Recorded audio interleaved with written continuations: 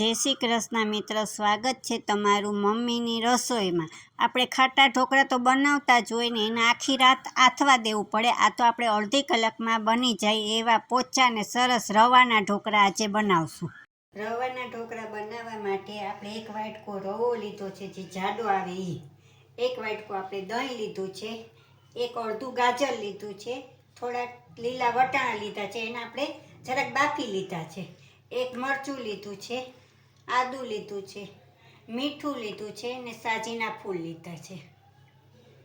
હવે રવો છે એ આપણે આ તપેલીમાં નાખી દેશું। હવે એમાં દહીં નાખતા જશું ને હલાવ।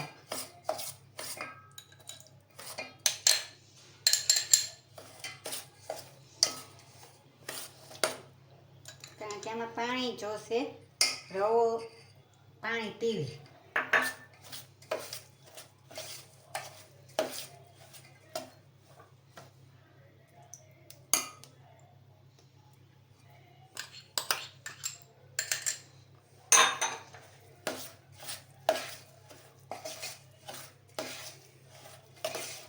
આમાં હજી આપણે થોડું પાણી નાખશું।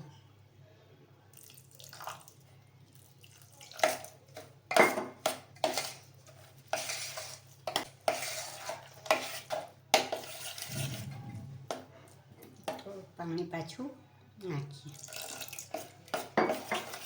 કારણ કે આ રવો હોય ને પાણી પીવે છે। હવે આપણે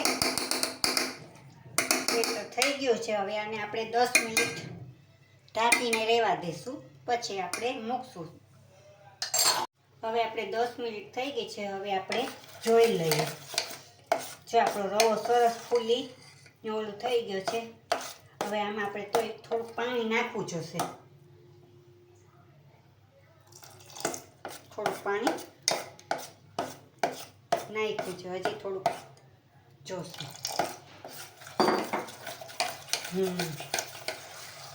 આ રીતે આપણે રાખવાનું છે આપણું બ્રેડ ખીરું। હવે આપણે આ બધા મસાલા નાખશું। ગાજર નાખશું, આ વટાણા નાખશું, આ મરચાં નાખશું। મેં મીડિયમ મરચું લીધું છે, તમારે તીખું નાખવું હોય તોય તમે નાખી શકો। આદું નાખ્યું છે, આદું સરસ લાગે છે। હવે આપણે એને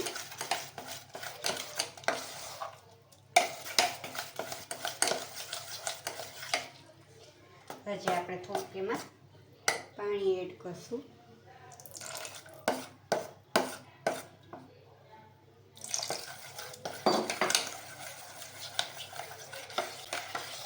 આપણે આવું રાખવાનું છે, નથી જાડું રાખવાનું કે નથી પતલું રાખવાનું।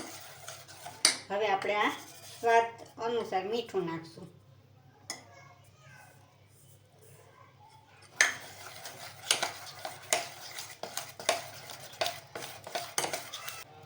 આપણે સાજીના ફૂલ નાખશું।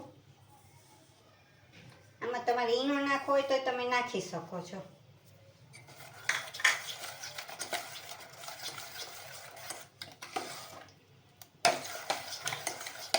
હવે આપણું આ ખીરું તૈયાર થઈ ગયું છે। હવે એને આપણે થાળીમાં તેલ લગાડી જરાક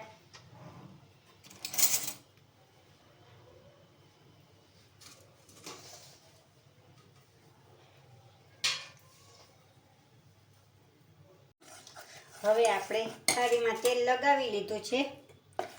હવે આમાં આપણે પાથરી લઈશું। જેવા જાડા આછા જેવા રાખવા હોય એ પ્રમાણે આપણે ખીરું નાખવાનું।